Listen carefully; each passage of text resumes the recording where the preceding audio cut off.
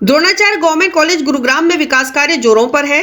पिछले एक साल से द्रोणाचार्य गवर्नमेंट कॉलेज गुरुग्राम में विकास कार्य की मानो बारिश आ गई है। Smart classroom, E conference hall, hifi IGNOU centre के अलावा botanical garden, smart staff room, एकल विंडो सिस्टम आदि अनेक महत्वपूर्ण कार्य करवाए जा चुके हैं।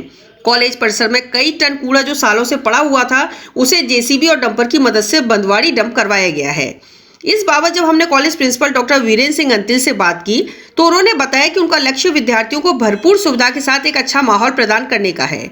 वे इस कार्य में बहुत ही लगन से लगे हुए हैं और उन्होंने इसका श्रेय अपने स्टाफ सदस्यों व नगर निगम द्वारा किए गए सहयोग को दिया।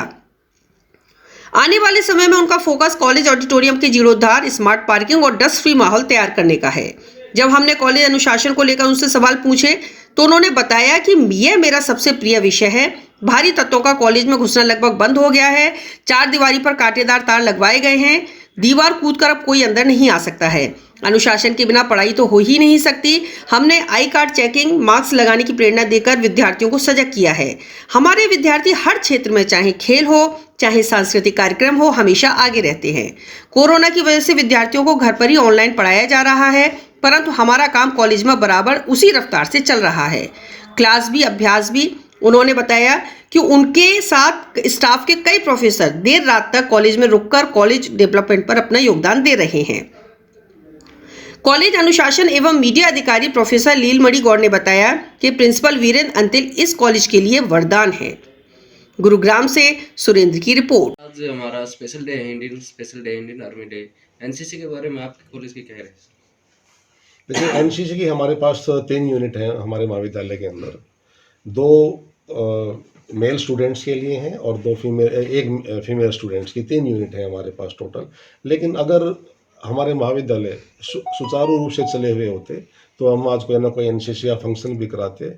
और एक बहुत ही अच्छा फंक्शन होता था, पहले भी हम कराते रहे हैं, लास्ट ईयर भी कराया था। लेकिन कोरोना के काल के अंदर हम इस बच्चों की गैदरिंग नहीं कर सकते, तो ये हमें बड़ा दुख है कि हम एनसीसी का कोई फंक्शन नहीं करा पाए। तो इसमें तो थोड़ा सा हाँ, कहीं ना कहीं ये कुदरत का कह लीजिए, कोई ना कोई कमी रही है। अदरवाइज तो बहुत ही अच्छा फंक्शन हम कराते हैं एनसीसी का यहाँ पे। Okay sir. Okay sir. Achievement रही क्योंकि बड़ी चुनौती थी कोरोना के दौरान, किस तरह से विकास कार्यों को अमली जामा पहनाया गया सर? मैंने जो है ना तो अपने स्टाफ को साथ लिया और कॉलेज काउंसिल को साथ लिया, सभी से बात की कि इस महाविद्यालय की प्रोग्रेस के लिए कौन कौन से कार्य इम्पोर्टेंट हैं, और उनको 1 बाय 1 स्टाफ के सहयोग से टेकअप किया गया, जिसके अंदर हमने चार लैब बनवाई। ज्योग्राफी लैब डिजिटल लैब है, साइकोलॉजी लैब है वो भी डिजिटल है, और language lab, Hindi Sanskrit lab जो किसी भी महाविद्यालय के अंदर नहीं है, हमने वो भी इसके अंदर एस्टेब्लिश करवाई गई है यहाँ पे। और एक conference hall, video conferencing hall, जब भी अपना डायरेक्टर ऑफ हायर एजुकेशन से या डिप्टी कमिश्नर ऑफिस से कभी वीडियो कॉन्फ्रेंसिंग होती है तो वो हमारे महाविद्यालय में ये सुविधा की गई कि हम यहीं से उसको अटेंड कर पाएँ। इसके साथ साथ हमने वो एरिया जहाँ पे बिल्कुल आइसोलेटेड एरिया था, झाड़ झंखाड़ खड़े थे और गंदगी का ढेर बना हुआ था, उस एरिया को एज ए चुनौती हमने स्वीकार किया। और एनएसएस के बच्चों के सहयोग से, स्टाफ के सहयोग से, एमसीजी के सहयोग से उसको नीट एंड क्लीन करके वहाँ पे एक बोटेनिकल गार्डन को हमने डेवलपमेंट कराया वहाँ पे। और आज ये है कि वहाँ पे बिल्कुल फूल खिले हुए हैं। गर्ल्स टॉयलेट्स की सबसे बड़ी मेजर कमी थी यहाँ पे। स्टाफ, जब मैंने यहाँ पे ज्वाइन किया 1 साल पहले, तो सबसे पहले पूरे स्टाफ की यही कंप्लेंट की गई थी कि यहाँ पे जो है टॉयलेट्स के नाम पे बिल्कुल कुछ भी नहीं है।